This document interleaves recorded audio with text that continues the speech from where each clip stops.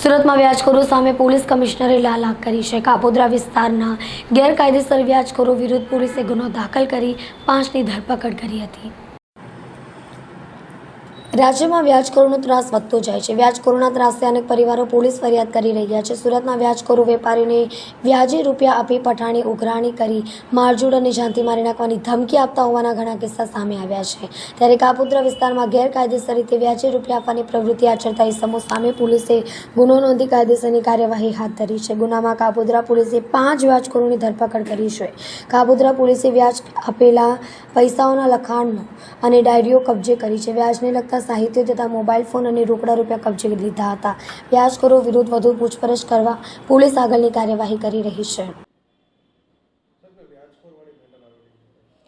ગઈકાલે Kapodra police station દ્વારા ગેરકાયદેસર રીતે વ્યાજનો ધંધો કરતા વ્યક્તિઓ પર કાર્યવાહી કરવા માટે એક સ્પેશિયલ ડ્રાઈવનું આયોજન કરવામાં આવેલું, જે અંતર્ગત કાપોદ્રા પોલીસ સ્ટેશન વિસ્તારમાં આવેલા નાના વરાછા, ગાયત્રી સોસાયટી, બાલમુકુંદ સોસાયટી, આ બધી સોસાયટીઓમાં શાકભાજીની લારીવાળા, રિક્ષાવાળા સામાન્ય રીતે ધંધો કરતા હોય છે, જેને ઊંચા વ્યાજે ગેરકાયદેસર રીતે અને વ્યાજનું લાયસન્સ ધરાવતા ન હોવા છતાં ઊંચા વ્યાજે 5,000, 10,000, 20,000, 25,000 ઊંચા વ્યાજે દેતા અને ડેઇલી કલેક્શન કરવાની ડાયરી સાથેના આરોપીઓને પકડવા માટે ખાસ ડ્રાઈવનું આયોજન કરવામાં આવેલું, જે અંતર્ગત છેલ્લા 2 દિવસથી ખાનગી રીતે માહિતી મેળવવામાં આવી કે ક્યાં કઈ જગ્યાએ આ લોકો આવે છે અને આવા ગરીબ માણસોને ખોટી રીતે વ્યાજના પૈસા આપી અને હેરાન પરેશાન કરે છે। જેના અનુસંધાને કાલે કાપોદ્રા પોલીસ સ્ટેશન દ્વારા જુદી 3 ટીમો બનાવી અને જુદી જગ્યાએ નાના વરાછા, કાપોદ્રા, રૂક્ષ્મણી સોસાયટી વગેરેમાં રેડો કરી અને કુલ 5 આરોપીઓને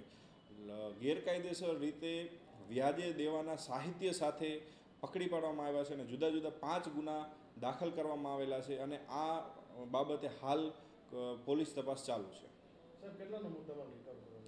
આ કામે કુલ આ તમામ પાસેથી 60,000 રૂપિયા જેટલો રોકડ મુદ્દામાલ અને મોબાઈલ અને જુદી ડાયરીઓ કે જે ડાયરીઓમાં ડેઇલી પ્રમાણેનું આ લોકો કલેક્શન કરતા હોય છે એ કબજે કરવામાં આવેલ છે।